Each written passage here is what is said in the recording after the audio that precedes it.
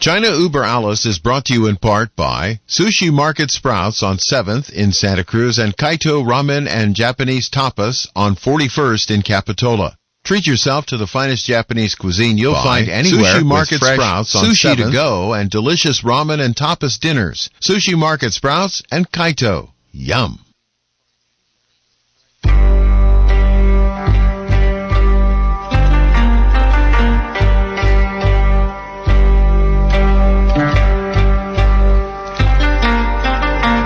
A very good afternoon to you. It's time for China Uber Alice on AM 1080 KSCO. I'm Bill Graff. My co-hosts today, as usual, are Nan Su, a senior reporter with the Epoch Times, and Amy Howe, a survivor of the re-education camps under Chairman Mao. We say good afternoon first to our co-host, Nan Su. How are you, sir?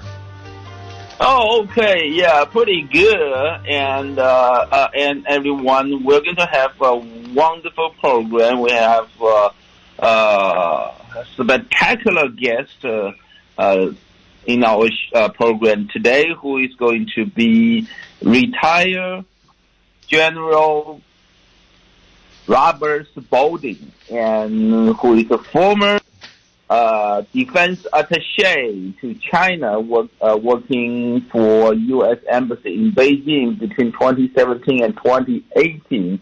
We're going to talk about the unconventional warfare that China imposed to the United States and the Western world. And of course, before we start that subject, we're going to first have our usual segment, Amy Howe's story. Amy spent more than a decade of time in re-education camp because of a cultural revolution under Chairman Mao. So, Amy, what are you going to bring us today?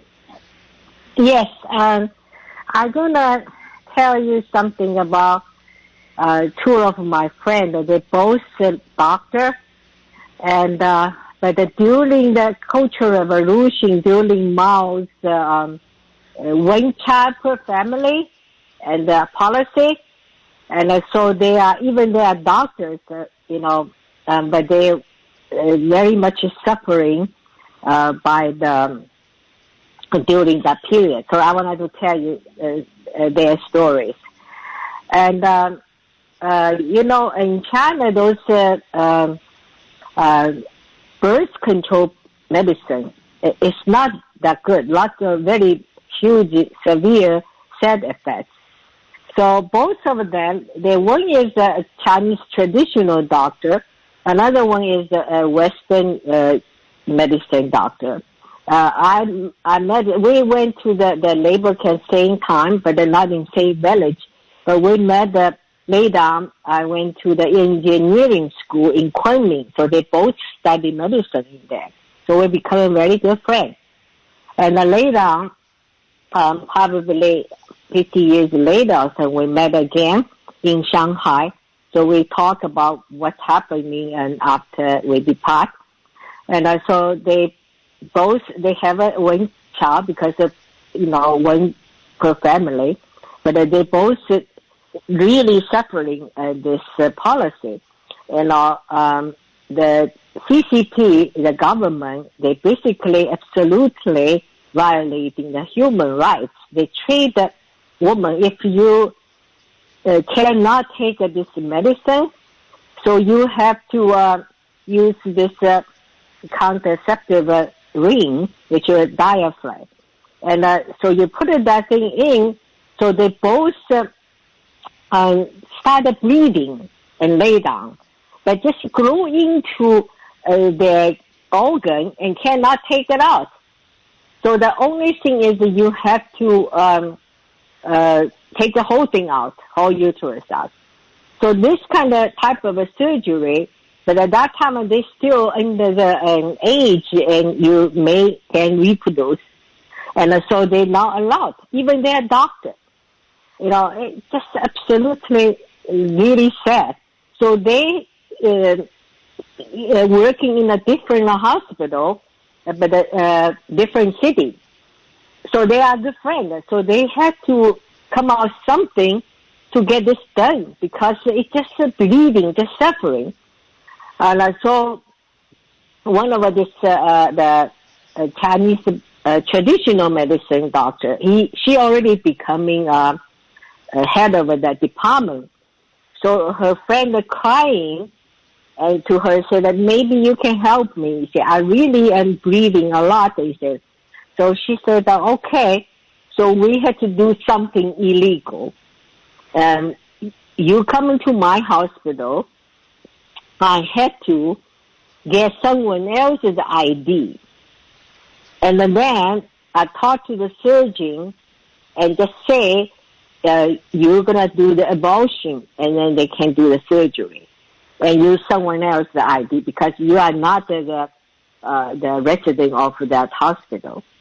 And so this girl, she also is a doctor, so she's from another city, so she coming sneaky in, and they said all the things they had to do at the night, and nobody there. So they already, her friend, the traditional Chinese medicine doctor, and arranged everything. And but unfortunately, and during the surgery, and somebody reported.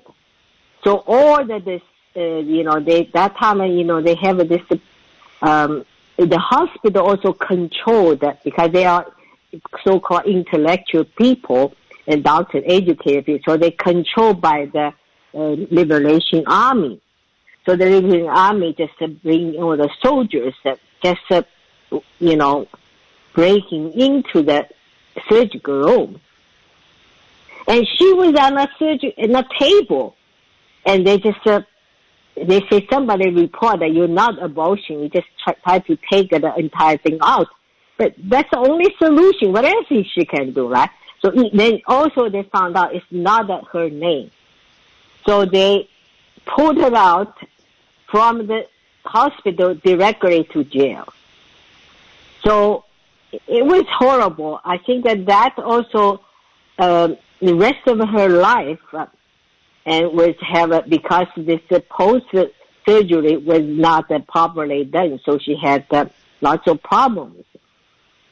And then, so the other one, because she said, I do that for you, so maybe you come into my hospital, I'll arrange the same thing. I mean, the traditional Chinese doctor.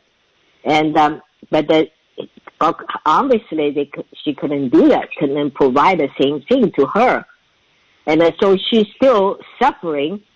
And then, in 2018, that was so many years later, we already passed the reproduction age, I mean, almost 60 plus. And so she told me, she said, I still cannot get these things out. They said, maybe you can take me to the RBG in United States, in San Francisco, and let them take a look, anything they can do for me. And so I took her there, and interesting enough, that surgeon, the OBG surgeon, she is from India. And she told me, she said, is your friend from China? I said, yeah. He said, oh, I did it. It's so many people from China. They have the diaphragm to install, and they all had to take the whole thing out. Otherwise, there's no way can separate.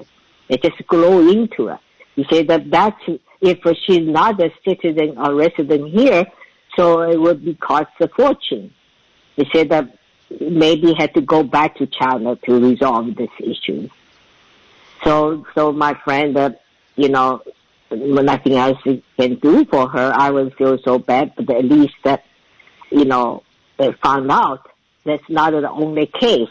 And there's so many people and so many women under this one-child policy with suffering and also have this medical problems.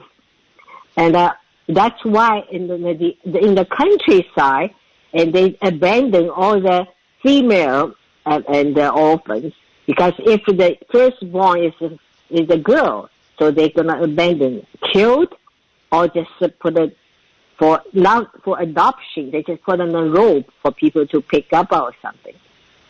And I think lay down and have a little better, they treat the people and not like an animal. But the girl told me that they both doctors. They told me, they said that usually they like hunting an animal down. If they found out that the woman had second time had a pregnant or somebody reported, people report they're gonna get some money, some reward, and then they just immediately arrest and tie them up and took her to the hospital for abortion. It's absolutely treated probably worse than a pig or something, So that's a very horrible thing, and that's why lay down have lots of American people.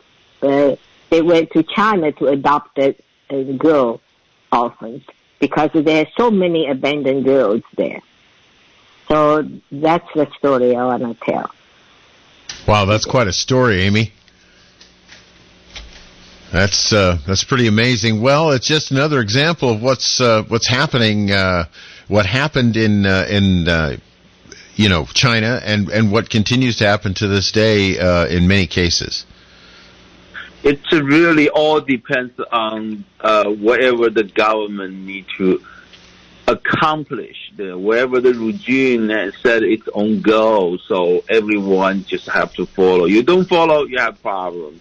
And they are enforced wherever they want to accomplish without any consideration of humanity. Yeah, but right now I think I just read that recently they're talking about CCP government and talking about they were very humane and treat the people arrested from Hong Kong. So China is a law-bending country, justice for all. So they will be the human rights not going to evaluate. Also the people in Xinjiang, in the concentration camp. So I mean, they just lie and now use a very, very nice word, human rights or justice.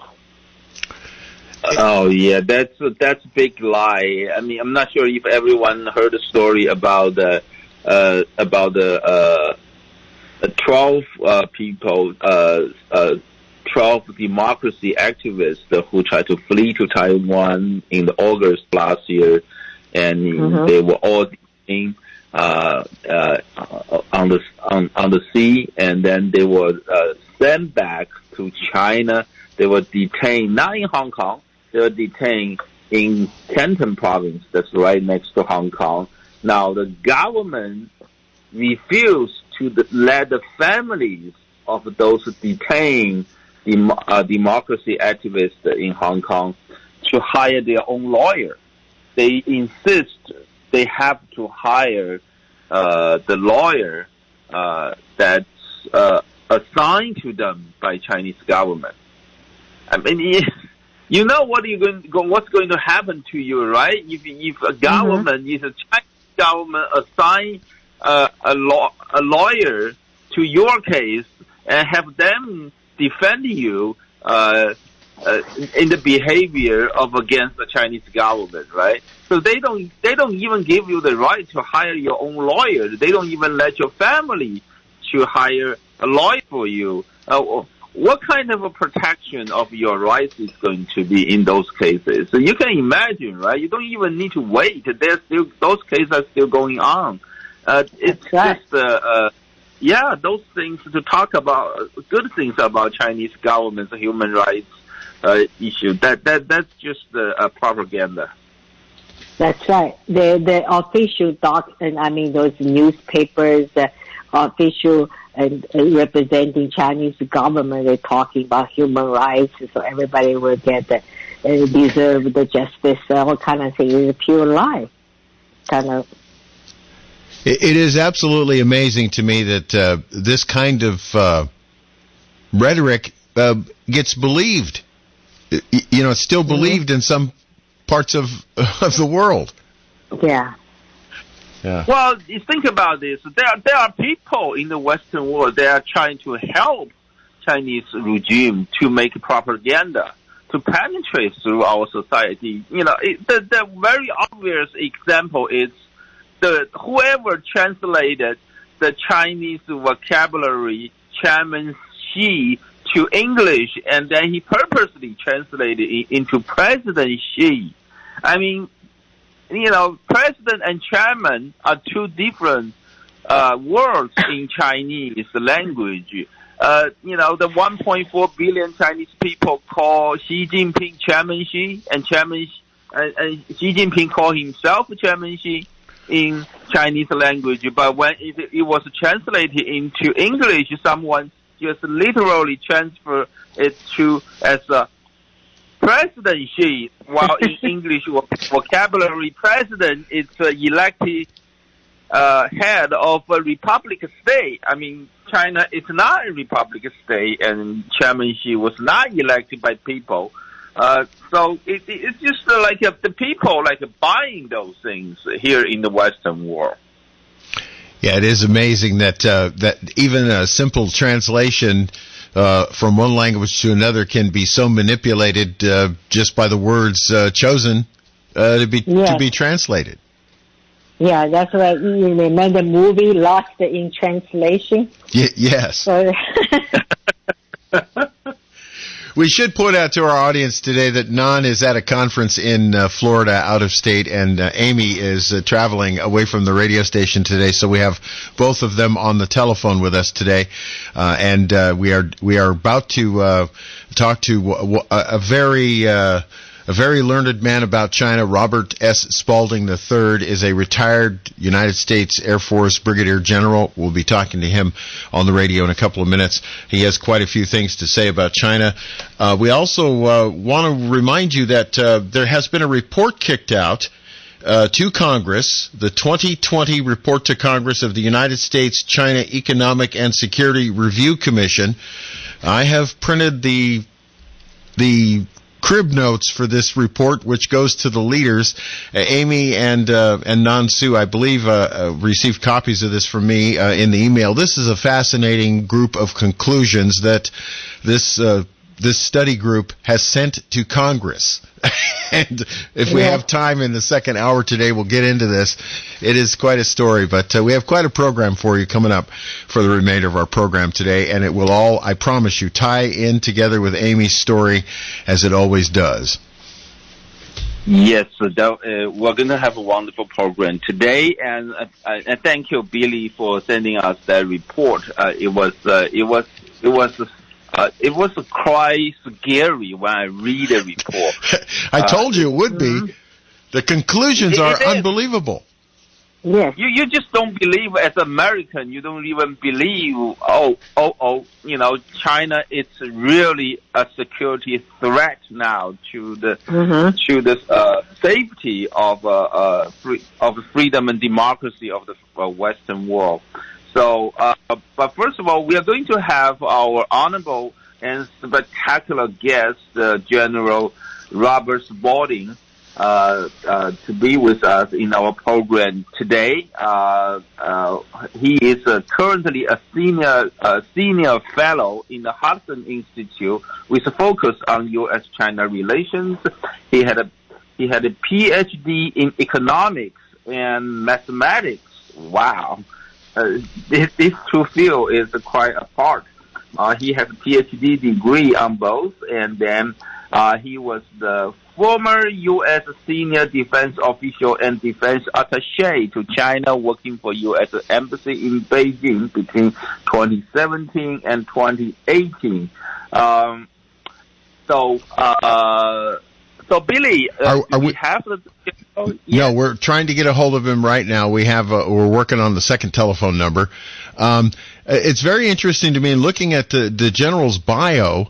He first got his first two degrees in agricultural business from Fresno State University, and then he was from California. Yes, he was from California. And he got a PhD in economics and mathematics from the University of Missouri in Kansas City. Then he got a second master's degree in strategic studies from Maxwell Air Force Base when he was stationed in Alabama. Then he was promoted to brigadier general in November of 2016. He was the U.S. senior defense official and defense attaché to China, Beijing, and from 2017 to January of 2018, the senior director for strategic planning for the National Security Council at the White House. Wow, very impressive. Yeah, very impressive. Now, I think that also I heard, besides his extensive credential, also he speaks Mandarin fluent. Wow. Chinese, I mean. Yeah, that's Chinese Mandarin he speaks. I'm told, Amy, I could be wrong about this. Am I right on this? That Chinese is one of the hardest languages to learn if it's not your native language to begin with? Yes, very difficult. Yeah. Oh. Well, at the beginning, it's very difficult. English at the beginning is easy to learn. It gets harder because you have millions of vocabulary to remember. Now, Chinese at the beginning, you have to draw those pictures, like like a characters, right? But after you learn after you learn 5,000-6,000 characters, then the memory part of the work is pretty much done. So you just need to learn how to do a combination. Of the characters. So it's easier. Later, it's easier.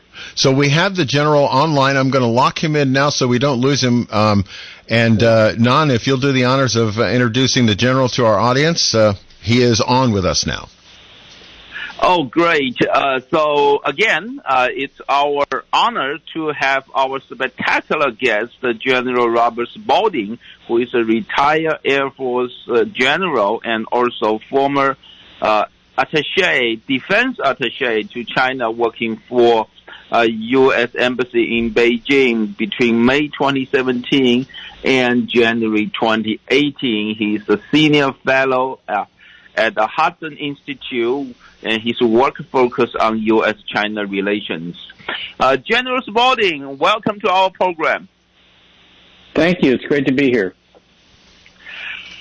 Okay, General, we're excited to have you on our program. You are very knowledgeable person on these China-U.S. relations. Now, I recently read several articles about that China has imposed an unconventional warfare on the United States and the Western world without even most of Americans realizing what's been going on. What's your opinion? Is that true? Well, I mean, of course, it's part of the way that the Chinese Communist Party, does things. It's a completely way of looking at undermining a free society without using the force of arms. Now, would you explain to us? For a lot of Americans, they never heard of this terminology, so-called unconventional warfare. What kind of things the Chinese government has been doing to conduct this unconventional warfare against the United States? Well, Mao had a really interesting take on war. He called it People's War. And in fact, the way that the Chinese Communist Party took over control of China and won the Civil War was to undermine the faith and confidence of the Chinese people in the nationalist government. So that concept of People's War is really about political warfare. And what happened is after the end of the Cold War, as we opened up our societies to countries like China, it enabled the Chinese Communist Party to use globalization and the Internet to extend the concept of People's War or political warfare throughout the world into free societies. Before the end of the Cold War, we really prevented communist countries from having access to our citizens, to our businesses, to our banking systems, to our schools, to our political system, to our universities and research laboratories. And so when the Cold War ended, we believed, wrongly, I think, that we could change the Chinese Communist Party. In fact, the Chinese Communist Party took advantage and really began to change the United States. And I would say 2020 really showed the power of that effort. Did you just say that the power the communist regime has shown in the 2020? Did you mean the 2020 election? No, I mean the coronavirus. The coronavirus is probably the most sophisticated and successful information operation campaign in the history of warfare. Wow. Would you give us a little more details about how they did it? Well, the first thing they did was to create fear. And so if you go to the first report on the number of deaths that are possible as a result of the coronavirus in the United States, it said over 2 million people was predicted to die. That report came from Imperial College of London. Imperial College of London in 2015 featured a very special guest on a four-day trip to the UK. It was Xi Jinping. And Xi Jinping came to Imperial College of London in 2015 and gave them, a lot of money to do, among other things, epidemiology research. Wow. So that's back to 2015? 2015. 2015. Oh. Oh, by the way, General, I forgot. I apologize. I forgot to introduce my co-host. I have two co-hosts. One is Billy. Another one is Amy. Billy and Amy, would you just say hello to our honorable guest today? I'm sorry, I forgot to make introduction. Hi. It's an honor to have you, General, in our program. Besides your extensive credential, I heard about you also speak Chinese, Mandarin fluently. Very impressive. Ni hao. Ni hao, ni hao. Very good. Wow. Really, excellent. Your Mandarin, very good. Pronunciation, so good. General, I'm impressed because I can barely speak English. Well, me too. General, I'm fascinated by this whole unconventional campaign. We start out, of course, with the disinformation campaign or propaganda, I guess, about the epidemic, the COVID-19 pandemic. Well, what other ways have they tried to manipulate the West? Well, it's in nearly every institution. So I think the interesting one in 2020 was the medical field, where your World Health Organization, the Centers for Disease Control, the pharmaceutical companies, the labs, nearly every aspect of medical policy with regard to the coronavirus you can trace the origins of that policy back to the Chinese Communist Party. In our financial system, our Wall Street banks are beholden to the Chinese Communist Party because they make enormous fees selling securities like bonds and equities from Chinese companies into American capital markets. Corporations like Starbucks and McDonald's and Nike and Apple are also beholden to the Chinese Communist Party because they sell their products in China and they derive very good terms for production in China. Our universities are captured by the Chinese Communist Party because the Chinese send so many of their students at full ride tuition into the United States, and those universities are worried about losing those students, so they cave to Chinese Communist Party pressure. Our political system is very much influenced by the Chinese. In fact, Secretary Pompeo went to the Governors Association and told the governors how each state had been analyzed by the Chinese Communist Party to see whether the governor was pro, anti, or neutral with regard to China. And they had developed a political campaign for each of those states on the basis of that.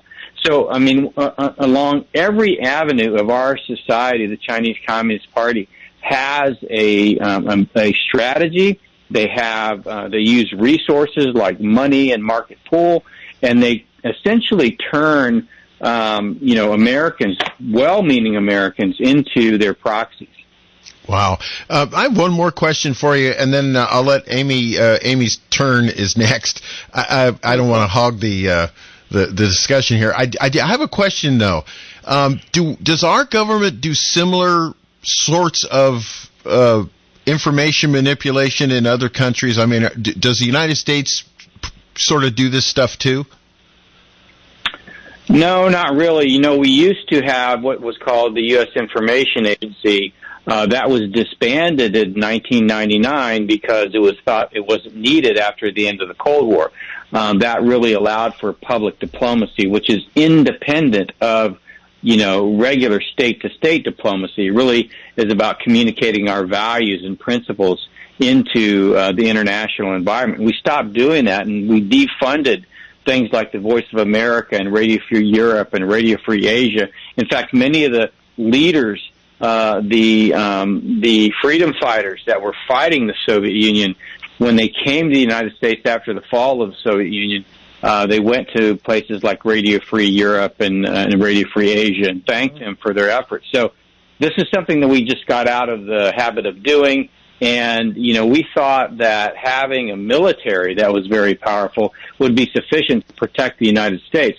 We weren't prepared for psychological and political and economic and legal warfare that the Chinese Communist Party practices. Mm-hmm. General, may I ask you a question?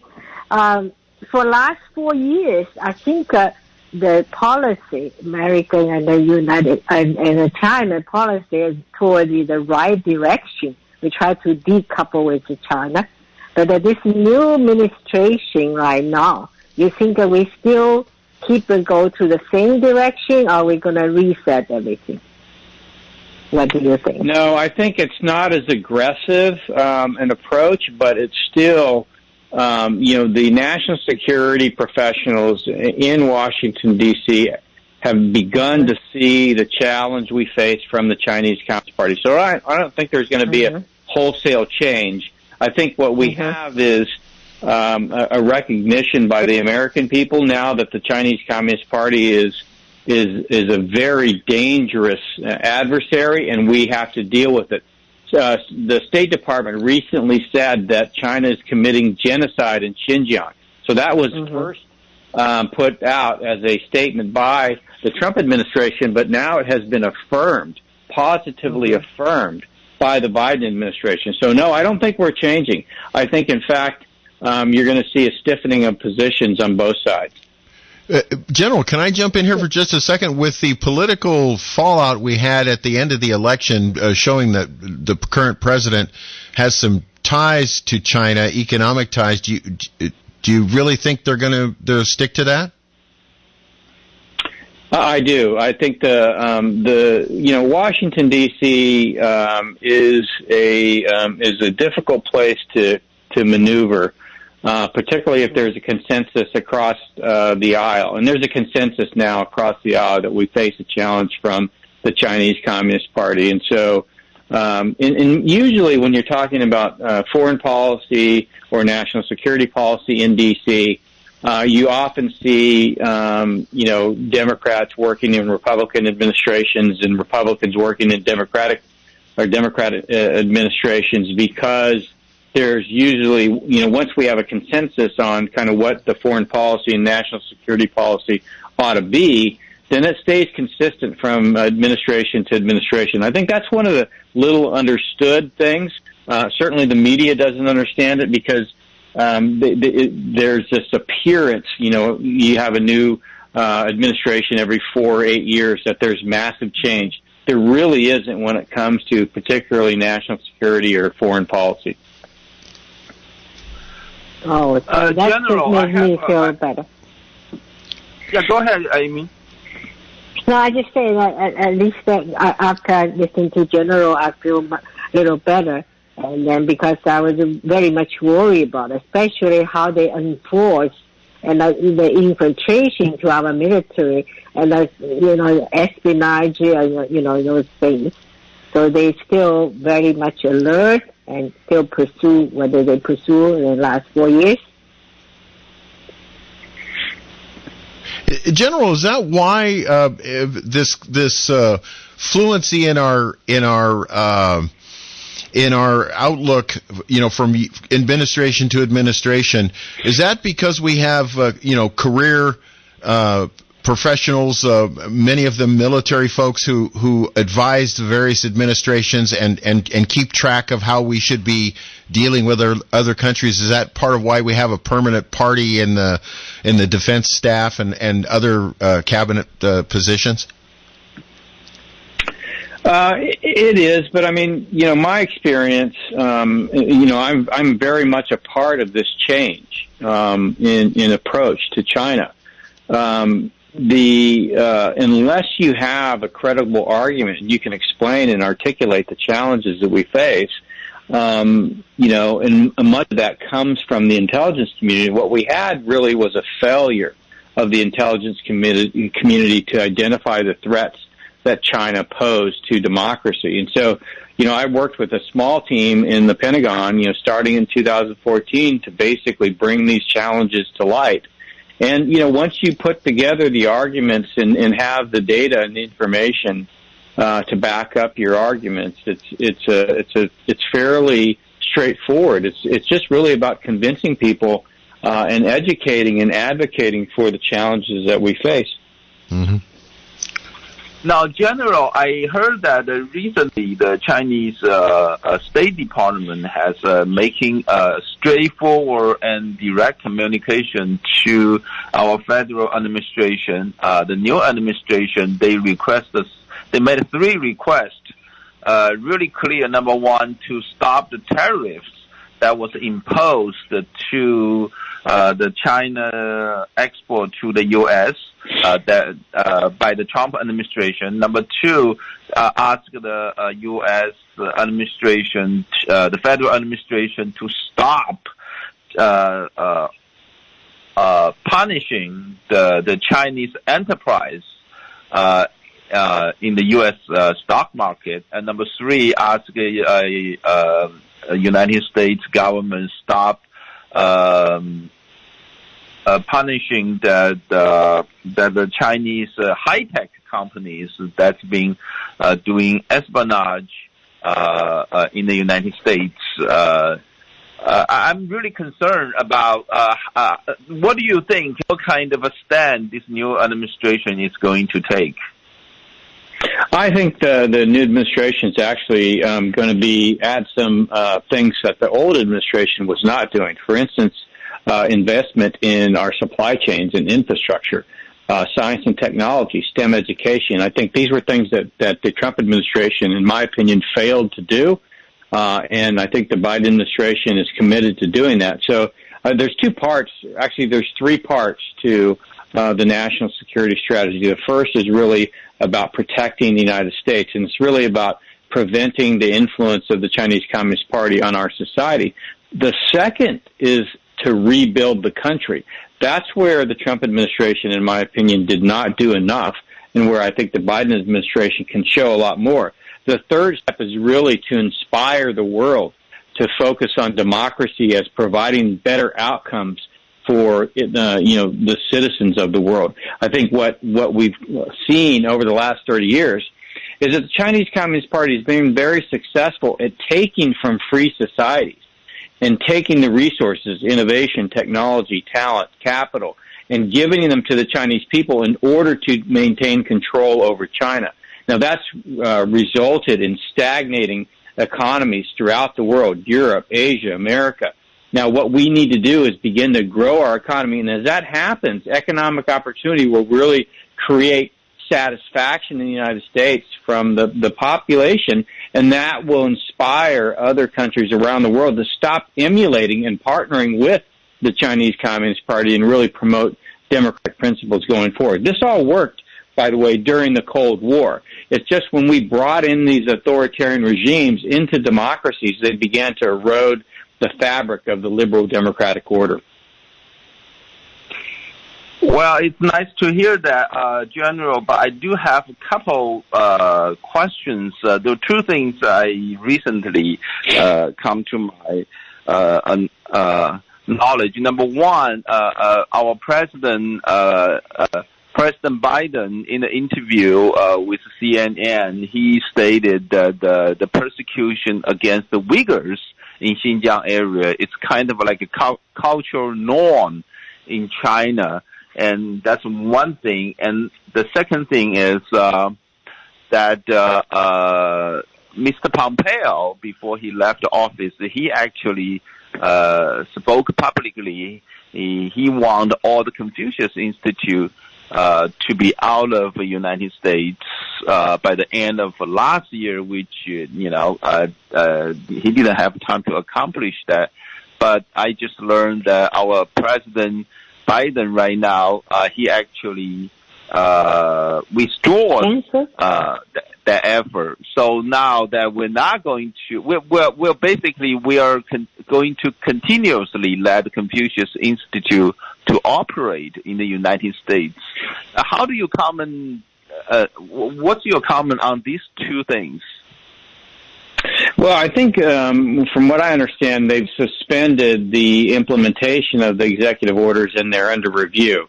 So I guess if they do end up restoring Confucius Institutes to our universities, that's a big problem.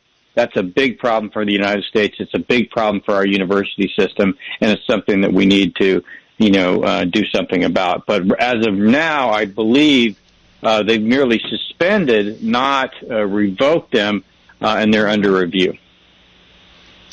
Why was the recommendation signed by the president? Was he given information that maybe somebody didn't vet before they made that decision and before he signed that executive order? No, I think it's just a part of a new administration coming in and reviewing all the policies of the old administration. I see. Oh, okay. That's just a part of the normal process then. Yeah. So General, how? Amy, go ahead. No, General. So you think that we will continue the direction of last 4 years regarding the U.S. and China relationship? Yes, I think we're gonna continue, and I think the Chinese Communist Party has gone a direction under Xi Jinping, and it's not going to change. So I think what you're going to see a tightening of their policies with regard to the United States, and I think the United States will respond in kind. Do you think that'll precipitate another Cold War? I think we're already in a Cold War. It's just people don't want to acknowledge it. Mm-hmm. Wow, that's fascinating. Wow. I never even thought of that. Yeah. Wow. Now we're already in the Cold War. Now the first thing into my mind is the safety and security of Taiwan. How do you comment on that, General? I think Taiwan, unfortunately, faces a big threat. I don't think that the United States and China will fight militarily because of the presence of nuclear weapons. That means it's very dangerous for Taiwan, and I think we should begin to think of Taiwan much like we thought of Berlin during the Cold War. It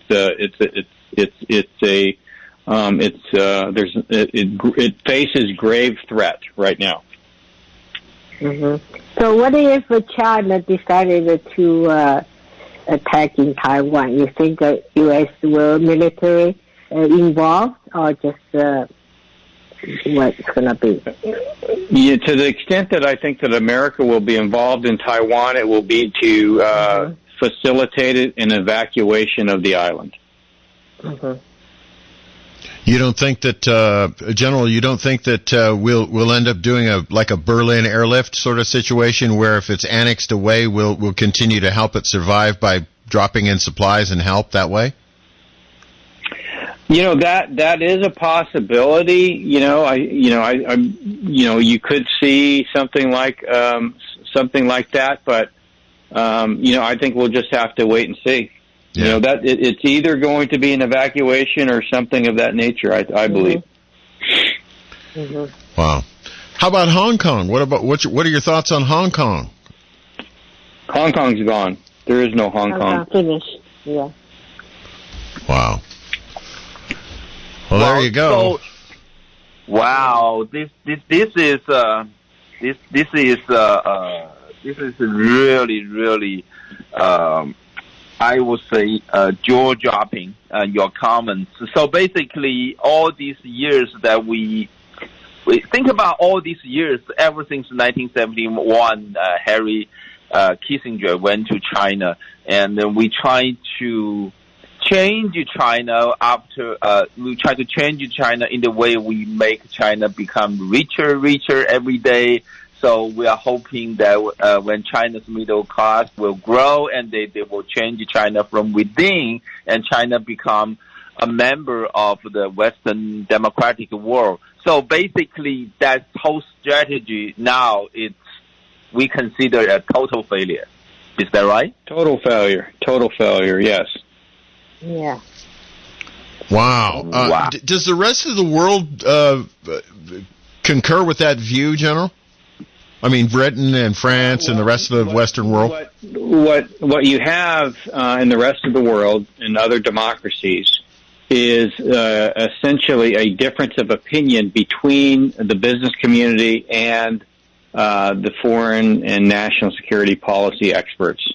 And so, just like in America, in Europe, the companies hold great sway over the politicians. And the people that are involved in intelligence and in the military are saying we've got a huge problem, and of course the businesses are saying, but we're making a lot of money working with China. So this is a problem. Eventually, what's going to happen is you're going to see the Chinese Communist Party make a move on Taiwan, and that'll fracture things completely. So. I think what's keeping China at bay today is the fact that they still see the opportunity to use companies like Apple and Nike for their proxies.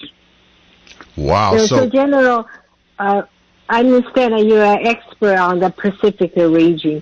So if China make a move on the Taiwan, you think what about the country like Japan or India or other Asia country, Pacific region, whether it's going to be? It's going to be a war or just, I don't know if American involved. The Chinese Communist Party has overwhelming force in the Pacific. Overwhelming. It is not even close anymore. You're saying that the Chinese military in the Pacific region is better than the United States? They have far more weapons. Wow. By several orders of magnitude than we can bring to bear. Wow. They say the Navy is the biggest Navy. The ship, they have much more than we have. Their Navy is bigger. They have ballistic missiles, cruise missiles. They have long-range artillery, very accurate artillery, rockets. They have so many weapons that they have built up over the last 20 years. It's overwhelming force. It's not even close. Wow. General, we have one of our staff members here. Our general manager is also fluent in Chinese, and he studied Chinese at the University of California, Santa Cruz. I'm going to bring him on the line. He wants to ask a question. Go ahead, Michael. Well, thank you very much. But 我说中国话是现在不好. I'm not very good anymore. It's been a long time. But General, thank you so much for appearing before us today. I have a question that's been troubling me for quite some time now with respect to COVID. And the question quite simply is, can you give me one good reason why the Chinese Communist Party would not have deliberately released the COVID-19 virus upon the world? So what I typically say, and if you saw Matt Pottinger's recent interview on Face the Nation, he said the same thing, and that is we have no proof. The weight of the evidence is that it escaped via some sort of accident from the P4 lab in Wuhan. The weight of the evidence, but we don't have proof. What we do know, and we have incontrovertible evidence, is that the Chinese Communist Party sought to take advantage of the fact that you had a growing pandemic to take economic advantage, to create panic in democracies, to shut down economies, to encourage lockdowns, and to encourage the world to rely on the manufacturing capacity of China. So it was a strategy to really use information warfare to create panic within democracies and to ensure that they don't get back to normal, but they continue to have to essentially depend on the Chinese Communist Party for everything. It seems like everything works so spectacularly well for them. I simply cannot find a reason why they would not have deliberately released that virus. And can you think of any reason why they would not have? Well, I think that's the wrong kind of way to look at it. I think the way that you need to look at it is it doesn't really matter. What we know is that they created the pandemic, they encouraged its spread, and they encouraged the devastation, the economic and social devastation that happened as a result of it. So, we get into debates about, whether they released it or not. It doesn't really matter because they are responsible for the ensuing destruction throughout the world. Michael, we appreciate the input and the call. We're running out of time here on the end of the break. The general, I know, has to go. Final thoughts for him before we go to our break? Oh yeah, General, you're absolutely great. Give us a lot of information. Some of them actually has totally changed my view on certain things. Thank you so much for coming to share all this knowledge with us and with our audience. And thank you. And then we'll definitely invite you to come back in our future program if you have time and in your convenience. 欢迎再回来。Thank you, General. 谢谢。 General, thank you so much for your time. We greatly appreciate it. You've been very enlightening today. Thank you. Bye-bye. Bye-bye. This is China Uber Alice on AM 1080 KSCO Santa Cruz. It's coming up on 3 o'clock. We will be back with one more hour of our program. We invite you to stay tuned for news and information right here on AM 1080 KSCO Santa Cruz.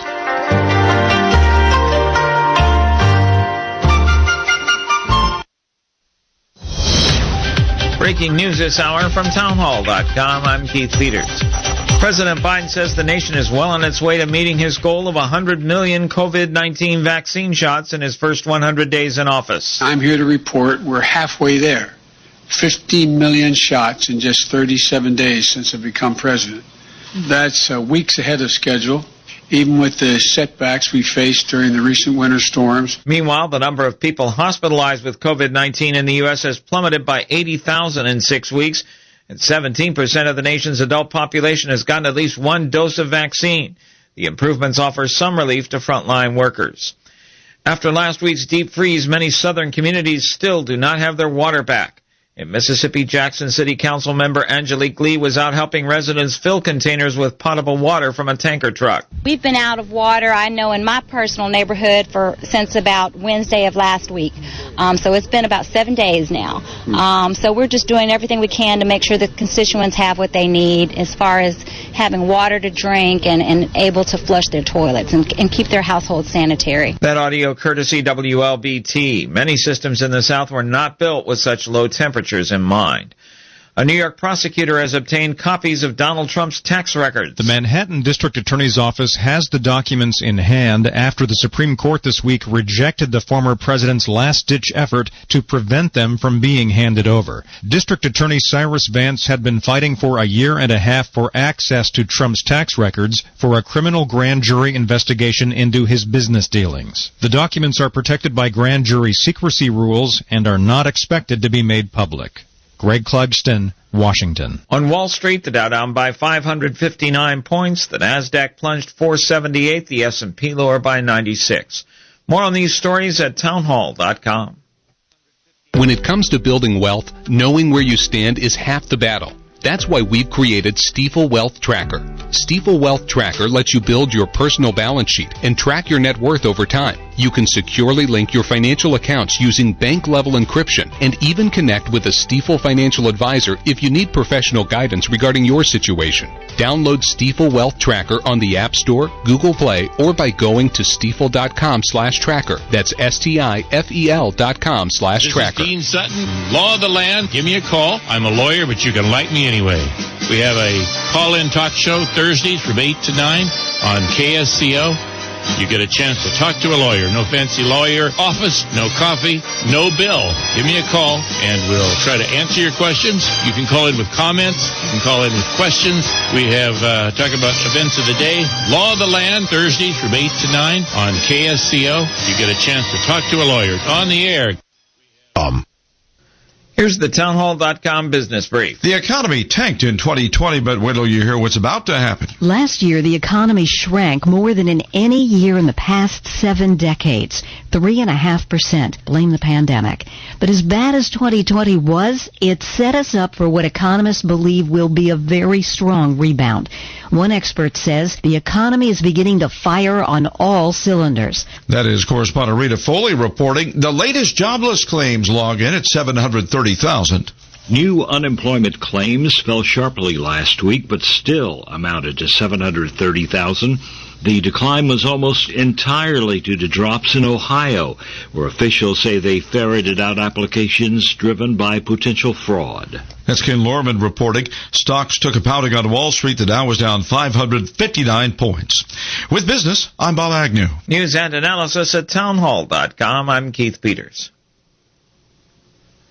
A crisis over the supply of medical oxygen for coronavirus patients has struck in Africa. Experts say warnings went unheeded at the start of the pandemic, and doctors say shortages of oxygen have led to unnecessary deaths. The head of the Africa Centers for Disease Control and Prevention has told reporters medical oxygen is a huge critical need across the continent, and that it's the main reason virus patients are more likely to die there than elsewhere.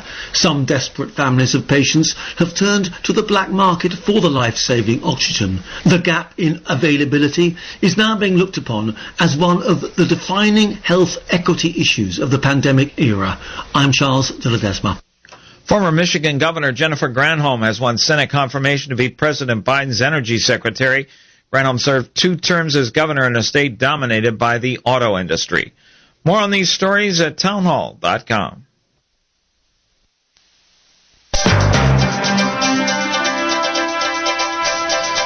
KSCO News Talk time is 3:05.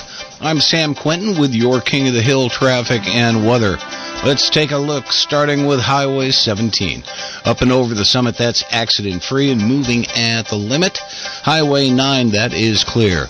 Highway 1, coming off of Fishhook, southbound, you're going to find patches slow and go between Soquel and 41st Avenue. Could be about a 5-7 minute delay through that area. The rest of the way down Highway 1, however, is clear and moving at the limit. Highway 101, the northbound slowdown through the Prunedale area, that has cleared. However, southbound between just past Sargent, there's a patch of slow and go going on there. And also between Coyote and Madrone, southbound 101, you're going to find another about 5-minute delay through that area. Your Central Coast forecast for the Monterey Bay. The rest of this afternoon, sunny skies with a high near 68, northwest winds around 7 miles per hour. Tonight, mostly clear with a low around 38. Tomorrow, sunny, looking for a high of 66 tomorrow. Right now, outside the KSCO studios, it is 68 degrees. Now, stay tuned. It's time for China Über Alles on KSCO. China Über Alles is brought to you in part by Sushi Market Sprouts on 7th in Santa Cruz and Kaito Ramen and Japanese Tapas on 41st in Capitola. Treat yourself to the finest Japanese cuisine you'll find anywhere with fresh sushi to go and delicious ramen and tapas dinners. Sushi Market Sprouts and Kaito. Yum. Satisfy your hunger right now with the delicious ramen and sushi you'll find waiting for you at Kaito. A couple of minutes walk to the ocean at 830 41st Avenue in Pleasure Point. Special orders welcome. Fresh, delicious, and oh so good. Hello, this is Koji. I'm looking forward to seeing you at Kaito. Satisfy your hunger with a fresh, prepared twice daily grab-and-go sushi you'll find waiting for you at Sushi Market Sprouts, 2 blocks from the beach at 300 7th Avenue in Santa Cruz. Fresh, delicious, and oh so good. Hello, I'm Junko, and I look forward to serving you at the Sushi Market Sprouts.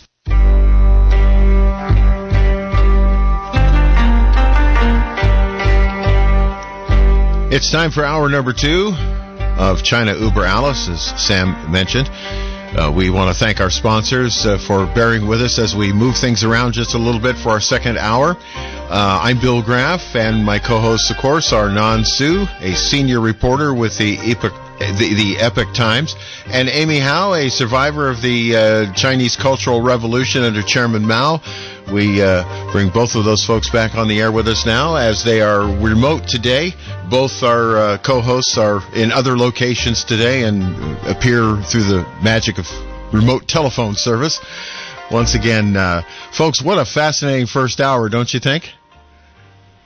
Wow, it was just amazing. The two things, it's really broke me down, basically. Number one, Hong Kong is totally gone. No Hong Kong anymore. Number two, the only thing we can do for Taiwan is to evacuate them if Chinese Communist regime in the future does invade Taiwan. So they are in several magnitude better military, stronger than the military in the Pacific Ocean. And number three, of course, the biggest problem, the reason that we in the Western world as well as in the United States that we cannot come together to defend the freedom and democracy in Hong Kong as well as in Taiwan. And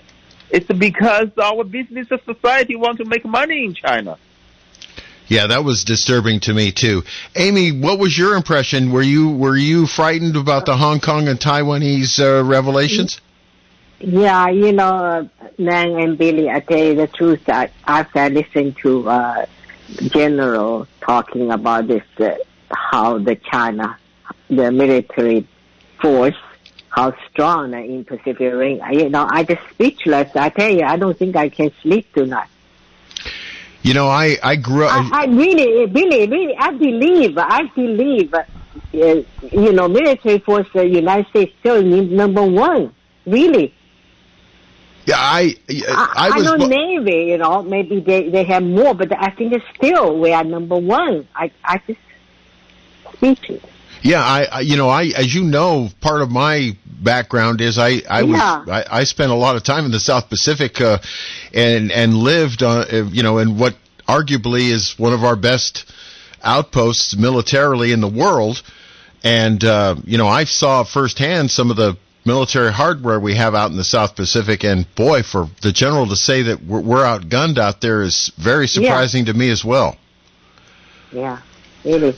One of the positive things I got from the general's discussion today was that our hardcore point of view toward China under the Trump administration will probably continue under the Biden administration, mainly because of the permanent party advisors in the United States security forces. That made me feel better. Yeah, I think it's not a total reset, just right now in the review. Yeah. So, especially in the, not toward the business region, I think that for military, for the security of a country, those things probably still remain same. That's what he's saying, the policy. Yeah. And of course, we'll back the policy up, won't we? Anand, we should. Yeah, I think we should invite our audience to participate in this discussion. The three I talk about that I got from General Spalding was really struck me really hard. If I think about, we cannot even protect the safety of Taiwan democracy. Yeah, can you believe that? I'm totally thrown off. I don't know what to say. It's really jaw-dropping. Yeah, exactly. All right, well, we have a call that just came in. Terry, Colonel Terry is on. You want to tell us what you think, Terry? Hi, ladies and gentlemen. I heard much of your prior commentators driving back from San Jose, and I think he sees the world starkly reality from a military and surface strategic point of view. But I'm curious if Amy and her colleague agree with me. First of all, we have to acknowledge, if we're going to try and defend Taiwan and Hong Kong from Chinese communist aggression, of course it's getting near impossible. Because look at we're talking, 6,000 miles of Pacific Ocean away? That's why, it's almost like trying to defend Stalingrad.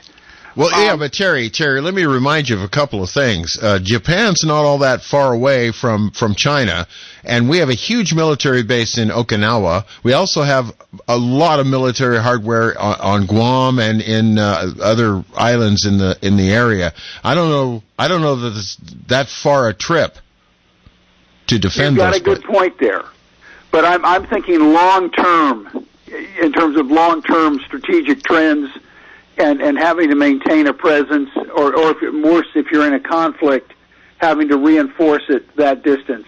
I think that there is an alternative to win, that there is an alternative strategic pathway where we might make the goddamn Chinese Communist Party wither away, and that could be, we keep pointing out the benefits of a democratic, free society that has our ethics, and used to have our ethics anyway, a requirement for, if you will, a respect for traditional Western justice, which is what they had in Hong Kong. They had honest courts, honest commerce, and they have that in Taiwan. And to communicate to the Chinese billion, I guess, selectively in some of the provinces as well as nationwide, could we alter their attitudes where they demand to be free? And I'm curious for Amy and your friend's answer. Could we work a momentum where the Chinese people demand the communist government alter itself and, if you will, give them freedom? Well, thanks for the question, Terry. Okay. Thank you, Terry, but I don't think the CCP will do that. I don't think the communists were changing. Yeah, I agree with Amy strongly. But thank you for Cherry for your question. But as a person that I grew up in China, and then I know you're not going to be able to just say showing them how good the Western society's political system is in order to change wherever things going on in China. Now, keep in mind, we tried for 30 years. We try and wait for 30 years. They're just getting, they took the opportunity, and then they're getting stronger, and they're not going to do what we have. They're going to do exactly what they have. They want to wait, become, and then. So that's what I think. Yeah, that's correct. Now, think about this. Many of you probably don't even know. In the last 20 years, the Western world, including United States, we do have kind of a program. It's called the exchange program to have the local government officials from China to come to the Western world, including the United States, to basically to come to our local level government office to work there. So they will closely. I mean, I'm not saying closely. Even I say they can directly be participating how our government operated in order for them to learn. I mean, if that doesn't even change anything, and also think about this, in the last 20 years, I'm specifically talking about last 20 years because we allow China to join WTO. That's how their economy had a huge lift, really moving forward dramatically in the last 20 years now. A lot of the visitors from China, they are business people, they are business leaders, and there's some sort of so-called private business people, and there was a huge number of government officials come to the United States and Western world. They observe everything, how good we are, and then they didn't even do anything. Now which led to what's facing us today. We cannot even protect the democracy, the safety of democracy in Taiwan anymore. So how do you expect that they're going to change? It's never going to happen. They're not going to change. And then not just they're not changing. Instead of changing us to learn our values, our principles, and they will try to infiltrate to our local government and infiltrate the election system and also the corruption to the local government. It's also not just to our country, to other Western world, Because I travel a lot to compare with the before and after 10 years later, 20 years before, whatever, all the Chinese powers, Chinese corruption all over the world. That's why our program named China Über, I think that's true. Yeah, I think you're right. Listen, we have lit the phone board up like a Christmas tree here. Let's take some calls. Bill is calling from Santa Cruz. Bill, you're on China Über Alice. Hi, I would like to introduce a little different viewpoint into what the retired general said, and that is, we survived the situation and kept the Soviet Union from taking Western Europe under much the same circumstances. The Soviet Union had a larger nuclear arsenal than we did, and they had a conventional arsenal that was orders of magnitude greater than ours. They could have gone to Calais in a week, and we couldn't do anything to stop them. And yet there was no war, because for one reason we didn't have generals that were irresponsible enough to say that we wouldn't use our nuclear weapons and that we wouldn't try to stop them. So it was a game of bluff that we won, but we did it by threatening them with nuclear attack, even though they had greater nuclear forces than we did. Now, the same is true of China. They should be advised quietly and respectfully that if they attack Taiwan, they would be rained on with nuclear missiles from every submarine in the Pacific Ocean, and then that would be followed by nuclear missiles from continental United States. Yes, you might call it a bluff. We hope it would never happen. But the way to guarantee that it will happen someday is for somebody like that general to come on and say, oh, we couldn't do anything but evacuate them. That's an invitation for them to attack.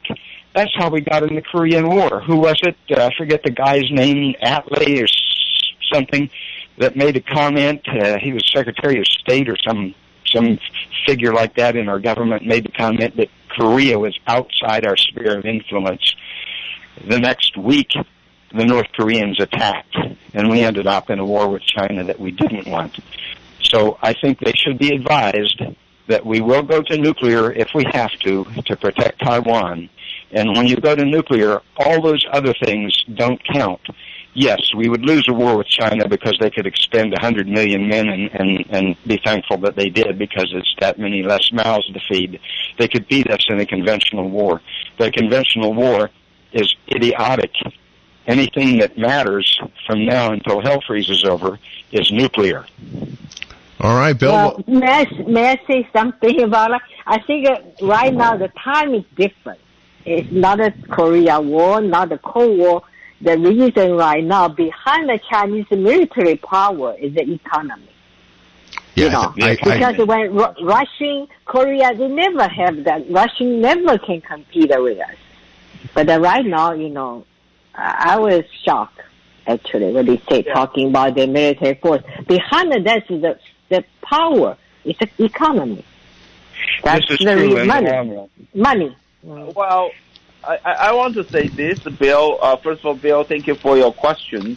I think our general, that's as a guest of today, he really just spoke straightforward, because that's not his policy.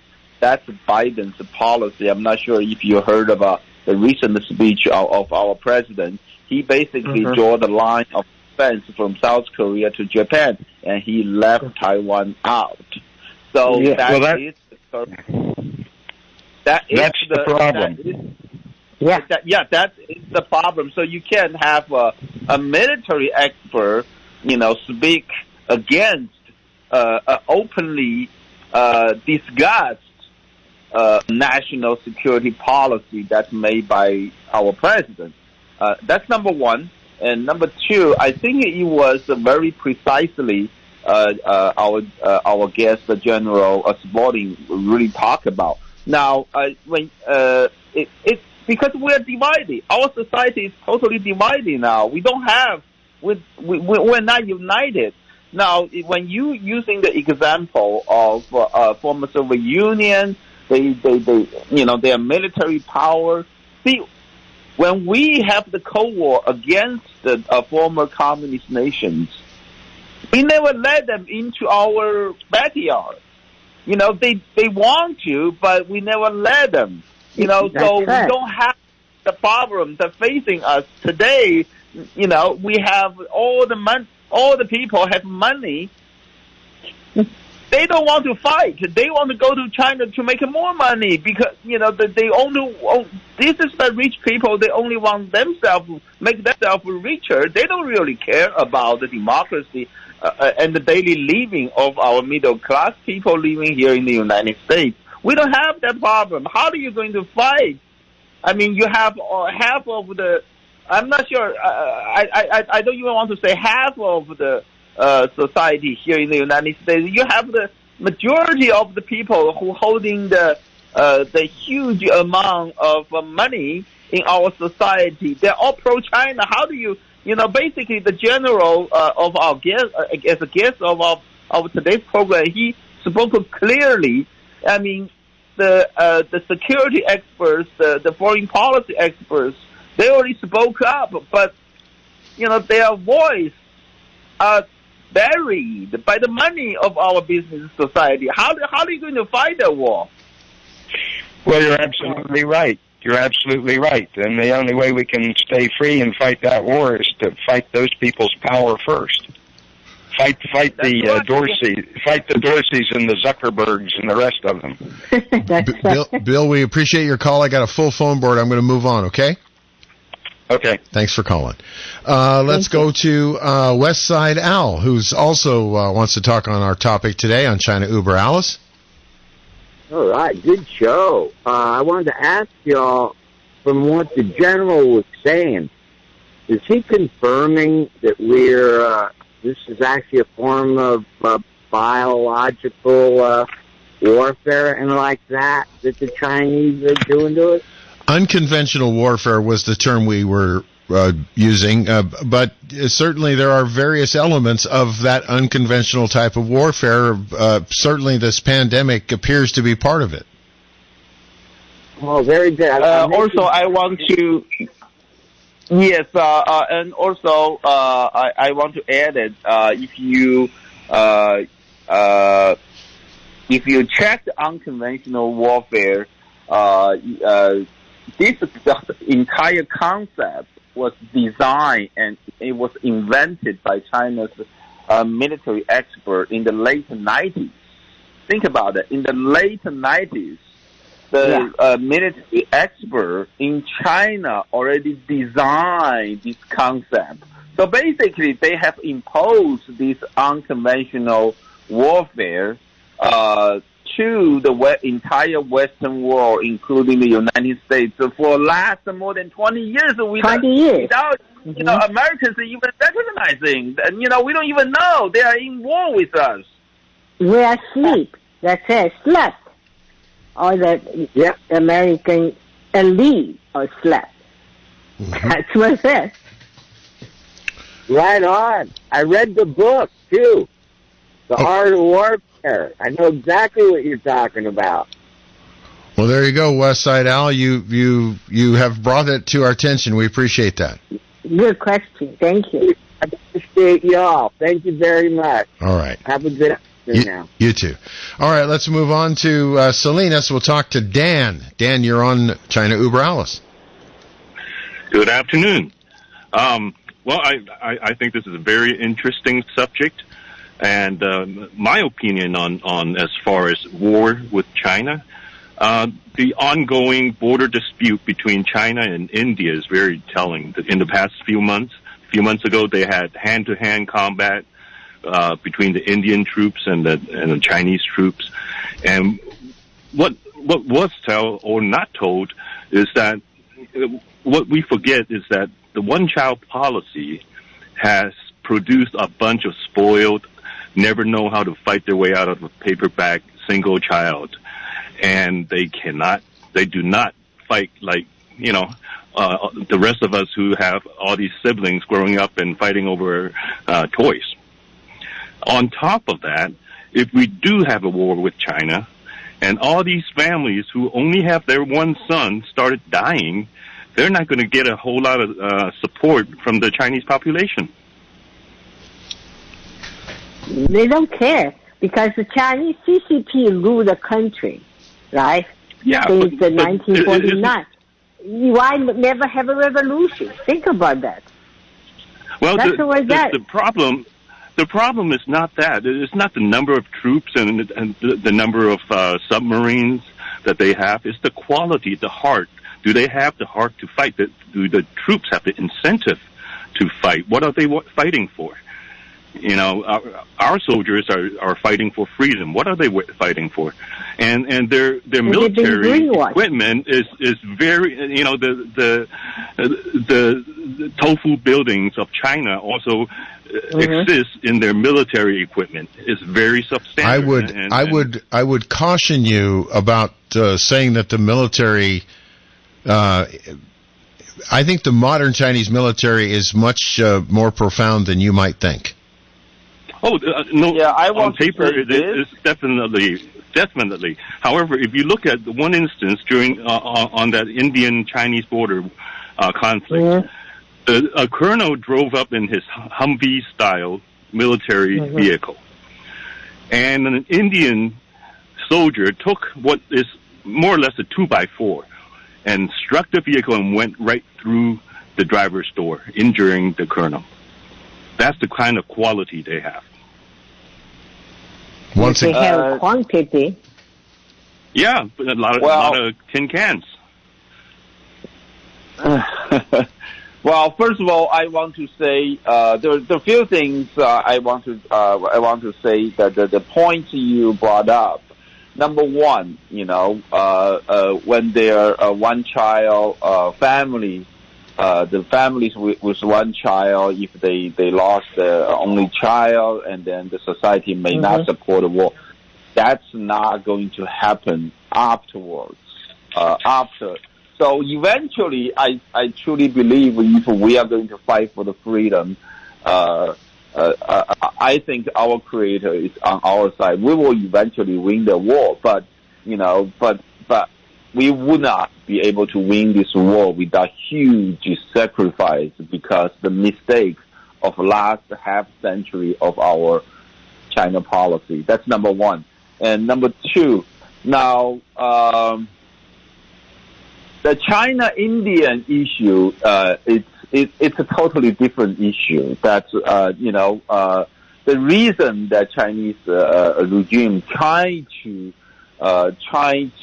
really make the border issue along Indian and China really escalated. It's purely for their propaganda purpose. Now, you think about it, there are all these troops from both sides are withdrawn, start from the Chinese side. Why? It's because they think there is a way they can calm down this conflict between the Western world and China now, because our new China policy is less aggressive. So China trying to build a peaceful image now. So that's why they try to withdraw from the border. Think about the border between India and China. What is there? It's a no man's land. Mountain. You know, it's hundreds of miles long of a border. Nobody even live there. You drive on those roads for it's much worse than you go to Nevada. I mean, you drive miles and miles. You don't see even a car. It's 100 times worse over there. There's nobody lives there. Why they want a conflict? Why the Chinese government start a conflict over there? It's because...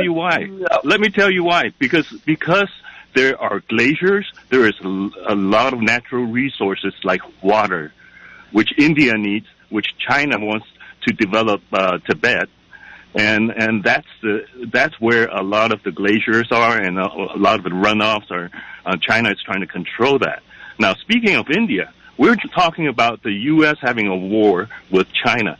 Well, you know what? We're going to have allies like India, Australia, Japan, a lot of countries in Southeast Asia. We're not alone in that area. Well, first of all, I disagree with you, okay? If China take a look at all those natural resources so importantly, they wouldn't have, turn around and withdraw, right? Why they just immediately withdraw this year? They think because about it. No, it's not. Well, even it's cold there, why didn't they start a fight? It's really over there. They try to political because the last 4 years there's a huge conflict. We are changing our China policy. There's a huge tension between the Western world and China, and the entire society in China knows about that. So Chinese government trying to shift attention of all these things away.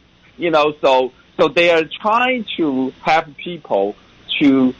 They were trying to the propaganda of Chinese government. It's really trying to give Chinese society a false image that the whole all around China, the Western imperialism, all these people try to seize China, right? Yeah. Well, I agree with you.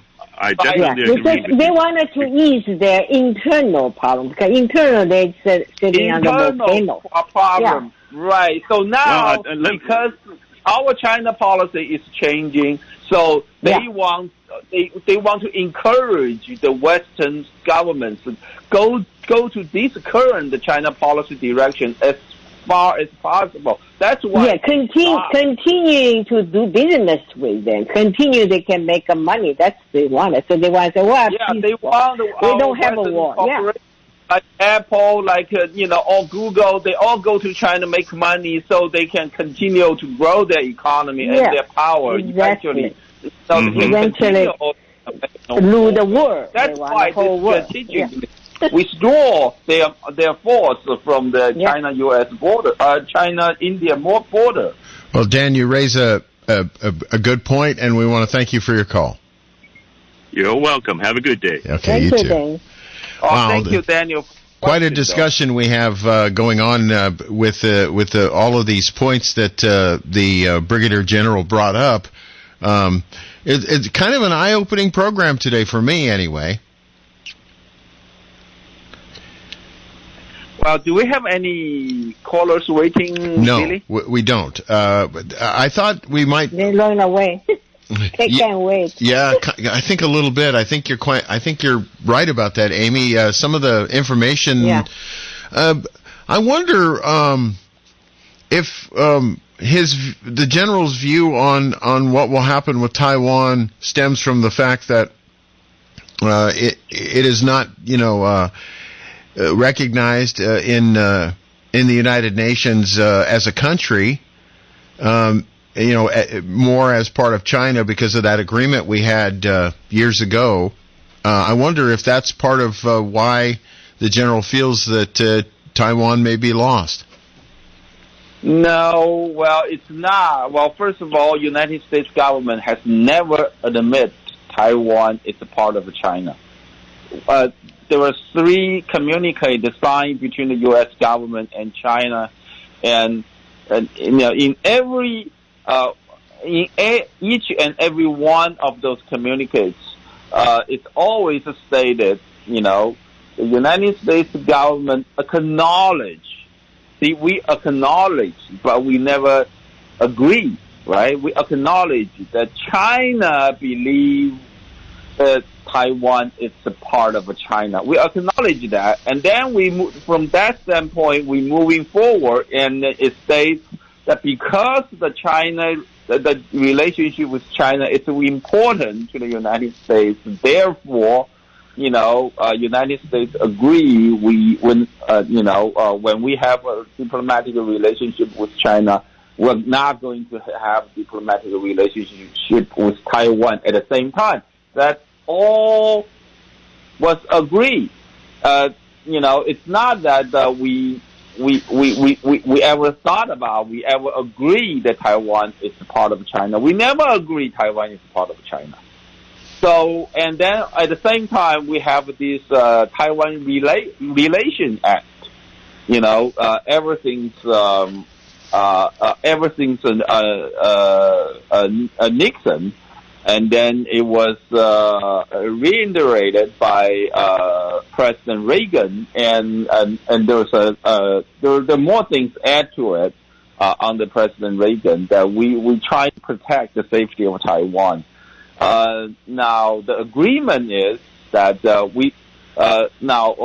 agreement is if the United States does not establish the formal diplomatic relationship with Taiwan, then as a return, China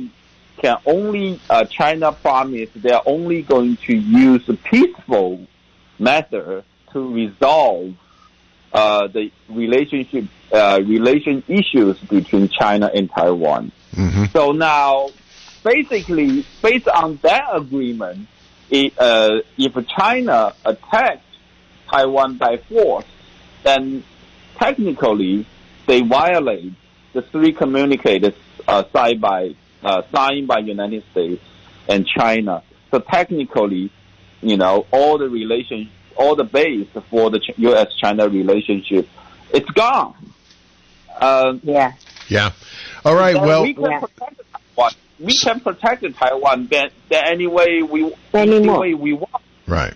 But however, now this is the repeat of Hong Kong. See, China signed the agreement with British government, say they're going to maintain the one country, two political system for 50 years. And then only like 20 years after that, they say, forget about it. Those are historical agreements. It doesn't mean anything anymore. Right. And the British government couldn't do anything. Now, it seems to me if China attacked Taiwan by force, the only thing we can do is to evacuate Taiwan. So we are in the same situation, like British government lose their protection to Hong Kong's freedom. Hong Kong, yeah. So right now, for instance, Canada right now they intended to accept the 300,000 people from Hong Kong. Right. for this read year. that. Yeah. Something we said, it must have been something we said, lit the phone board up like a Christmas tree again, and so we have several folks who want to talk to us. Mike in Monterey, you're on China Uber Alice. Sure. Well, I've been to China a number of times. Hey, Mike, can you talk more directly into your phone there? Sure. Thank you. I've been to China a number of times, and there's some things that people don't understand. Number one is that the Chinese people are completely brainwashed into believing that their government is the best. And in terms of sacrifice, the Chinese army is something over 300 million people, exceeding all the men, women, and children in the United States. So not only are they motivated by their government, who they absolutely believe in, but they are also so numerous that, they are going to win any fight no matter what. And more than that, China wants to control us in so many different ways, including monetarily. And, they couldn't have invented a better weapon than the virus, because now all the money we're spending, we're borrowing it from China. Interesting points, Mike. Thank you for the call. I think Mike brought a good point, which is really in line with what General brought to us. It's really the problem of a business society. They want to make money. They only want to become richer after making, billions and billions of dollars from us, and then now they want to make money from China, so they don't even care about the safety and security of Western democracy and freedom anymore. Yeah, I think that's probably a very good point. I'm letting, as phone callers are making their points, I'm dropping the lines, because when we stack too many, we have a lot of phone calls, and everybody's on the phone today, including our co-hosts, and so it denigrates the signal when I have too many people on the same line at the same time. So, who's next? That would be Farmer Don. He's on line 4, and so we'll take that phone call. Don, you're on China Uber Alice. Hey, thank you. It's not farmer. I'm a plumber. Oh, okay. Pretty damn close. But nonetheless, I've been listening to you folks in Uber Alice for probably, I don't know, at least a couple months now, I think, because I'm old, I don't hard to remember, but it's been an awesome show, and I appreciate what you folks are doing. You're both very brave for what you're doing. I agree with that, by the way. Thank you. And when people think of Taiwan, at least at my age, I'm in my mid-50s, you just think of cheap products that nobody really wanted, because I'm in the tool business and we work with tools, and you see a tool made in Taiwan, you just think that there's nothing to it, there's just no heart to it. And I think that's what's happened to Taiwan, is there was just really no heart, and it was all money, and now it's happening to them. Like what's going on in the Philippines. I have property in the Philippines, and lately, the last few years, it's been more and more difficult to get in and out of that country, because I think China is getting a stronghold over the Philippines as well. It's come to see. I think right after Taiwan, the Philippines is next in line. And, I think, the Chinese, it's something's going to bite America in the ass big time in the long run, because, we're just selling out to save money, shopping online and getting it the cheapest way we can, and forgetting about our homeland and the heart of the people that produce and make things for us here. Not saying that buying stuff overseas is a bad thing, but I mean, we're just selling out, and this COVID thing now, which I believe, honestly, in my heart of hearts, that it was designed to destroy, what Americans are made of. Because now, we can't go to church anymore. We can go shopping and we can buy products, but, a godless country is a country just like China. And it's a horrible, it's just it's a scourge on the world that we're selling out now and actually borrowing money to help pay for a disease they created. So I guess that's all I really have to say. Well, Don, that's a point I hadn't thought of, and we want you to call back whenever you have another thought like that, because stuff we didn't think about. I appreciate you folks very much, and keep up the good work. I really appreciate what you're doing out there. Thank you. Thank you. Thank you so much. Let's move on to Lee in Spreckles. Let's see if I push the right button here. Lee, you're on KSCO China Uber Alice. I very much honor the people that are yourself and the two others that are involved here in this lovely. I'm not going to use it. I'm going to say it. The biggest threat to the world, I believe, is Red China, and what you're talking about is crosshair stuff. I mean, you folks are really being watched, and I just bring this to your table. I'm not trying to hide anything from anybody, but when Google is tied into the KSCO the way they are, and they can read your conversations, they can pick up on what you're thinking before you hold this meeting like you do this on Thursdays. And I think that you need to have some security, and I mean, I don't mean security, I mean, you need to have a way of not having wooden horses involved in your prior to the audience moment, so that you have some privacy to build on. I mean, this man that came on, what 1-2 years he was involved in our in the China in our government. I don't trust. I had to turn it off when I heard him say a couple of things about Trump. Trump is straight up for this country, and he's just a ploy, or he just was modeled for this day. So I'm sorry, I'm confused, Lee. Are you talking about our guest, Brigadier General? Yeah, I had to turn him off. I don't think he said anything bad about Mr. Trump. Oh, he did. He put Trump off twice. If you were to listen in the early side of it, he put Trump down. He didn't have to say that in the way he did it. I mean, he did not make. He made the other administration look better, or else other people, but not Trump. I mean, Trump has been. No. He said that. I remember he said there was they haven't finished yet. Yeah. Trump. Lots of things they start. Some stuff, but they didn't finish yet. We hope Biden can finish it up. But he was pretty. He was very positive about President Trump. I'm sorry. You'd have to replay it because you know how we listen to stuff, and so much is going on. But what I heard caused me to turn it off in the night. On the second hour, I thought I'm going to better turn it back on, see what's going on.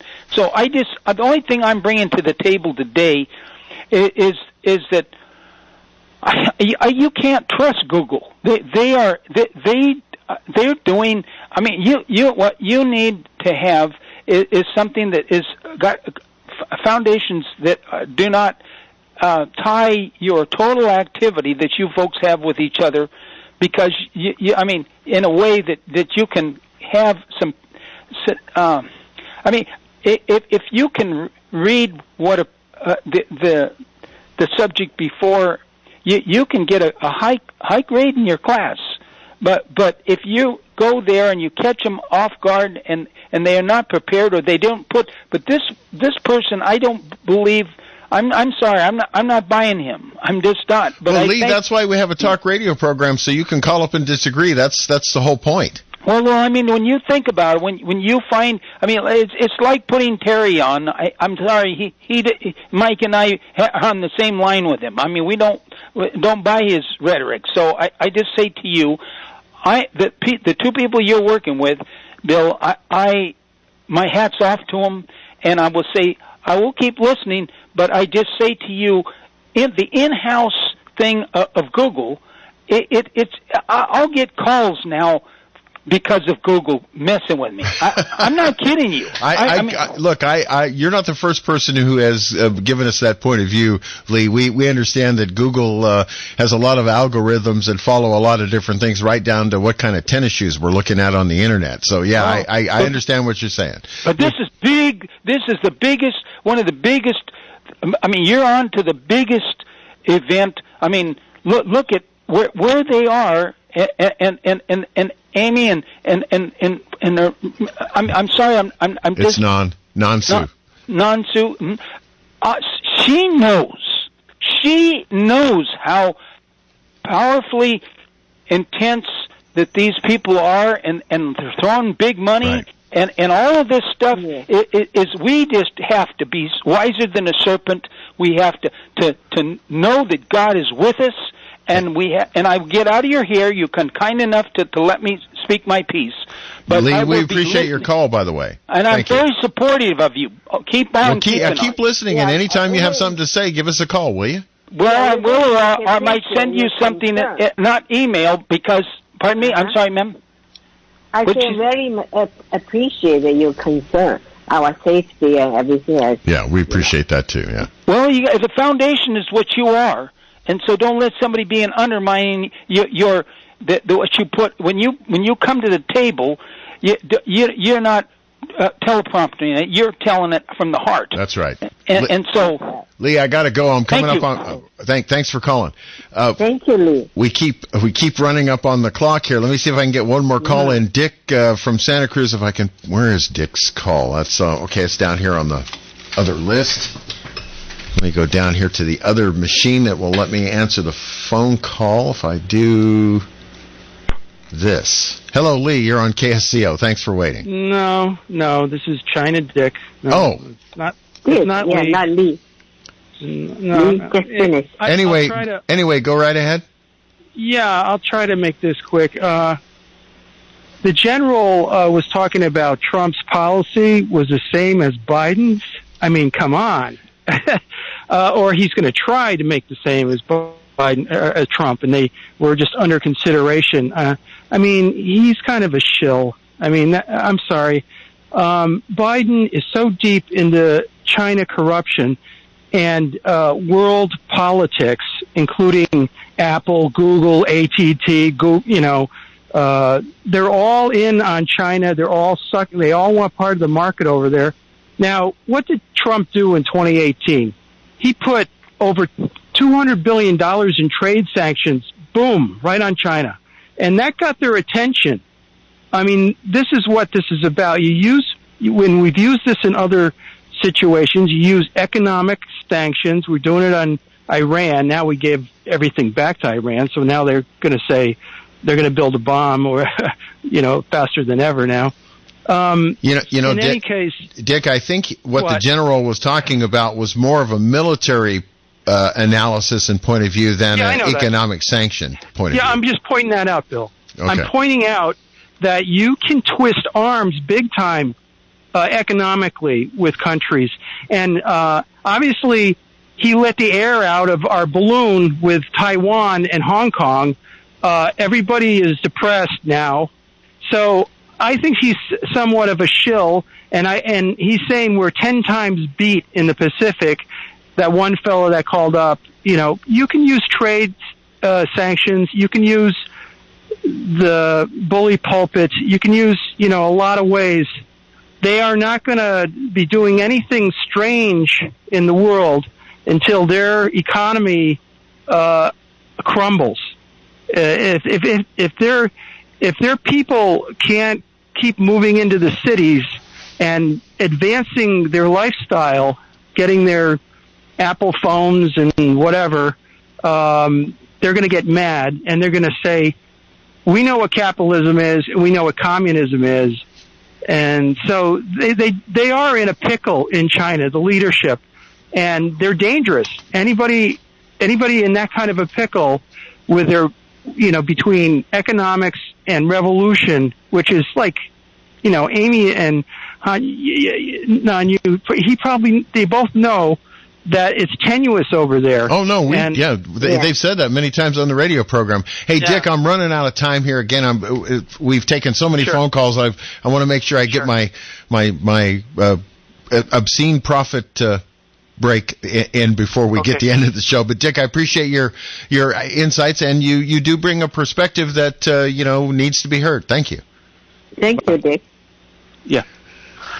Yeah, thank you, Dick. I think we generally agree that President Trump was the one who turned our last half centuries of China policy around in the entire new direction, and in order to protect the security and safety of freedom and democracy in the Western world. We all agree with that. Yeah. But we're just hoping, we're just strongly, every one of us, try to, we hope those policy can continue. Right.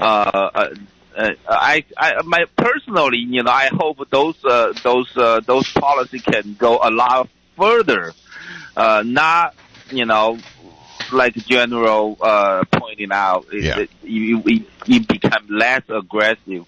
So, but unfortunately, it's just not happening right now. All right, listen, we'll be right back. I'm going to take one more break, and then we'll come back to end our program today. Satisfy your hunger with a fresh, prepared, twice daily grab-and-go sushi you'll find waiting for you at Sushi Market Sprouts, 2 blocks from the beach at 300 7th Avenue in Santa Cruz. Fresh, delicious, and oh so good. Hello, I'm Junko, and I look forward to serving you at the Sushi Market Sprouts. On the lot at Chevrolet of Watsonville. Hello folks, Michael Olson here with Melvin Cooper, the owner of Chevrolet of Watsonville. Melvin, people laughed at you when you took ownership of Watsonville's sad little Chevrolet dealership over a decade ago. I heard them myself, but you built Chevrolet of Watsonville into a sparkling example of what a local car and truck dealership can be. How did you do it? Well, Michael, we became a part of the community. We merely just went to work every single day with the vision and hope of building a bigger business and offering more value to the customers in our community. We invested in our community and ourselves and continuously trained and improved and developed. We listened to our customers' feedback and areas that we can improve, and we've continuously been improving for nearly 13 years here now. We've been awarded the best dealership in the community, and we've continued to build on that momentum. Folks, see how he did it for yourself at Melvin Cooper's hands-on, no-pressure dealerships on Watsonville's Auto Road. Primo Roofing is your full-service roofing company. They not only replace roofs, but maintain and preserve aging roofs with an entire division dedicated to postponing costly roof replacement. Their maintenance division specializes in pressure washing, coating and sealing, mold and mildew removal, gutter cleaning and replacement, preventative maintenance, and repairs. Maintenance is key to long roof life. Are you ready to protect your roof? Call Primo Roofing today, working to extend and preserve the life of your roof. Think Local First is now 2 hours every Saturday from 2 to 4 p.m. Think Local First has been the driving force for supporting our local businesses here in our community. Think Local First is sponsored by Heavenly Roadside Cafe, Togo's of Scotts Valley, Capitola, and Watsonville, Back Nine Bar and Grill, BP Insurance, Business with Pleasure, Tremonti's Italian Restaurant, Cruise Into Wellness of Capitola, and Bruno's Bar and Grill. So remember, Think Local First every Saturday from 2 to 4 p.m. on KSCO, AM 1080, or KSCO.com. Satisfy your hunger right now with the delicious ramen and sushi you'll find waiting for you at Kaito, a couple of minutes walk to the ocean at 830 41st Avenue in Pleasure Point. Special orders welcome, fresh, delicious, and oh so good. Hello, this is Koji. I'm looking forward to seeing you at Kaito. Nan and Amy, thank you so much for participating today. We are simply out of time. We're going to have to go to the news. Thank you so much for being with us today. Goodbye. Thank you, Bill. Billy. All right, we'll check in next week for another edition of China Uber Alice on KSCO Santa Cruz. It's 4 o'clock.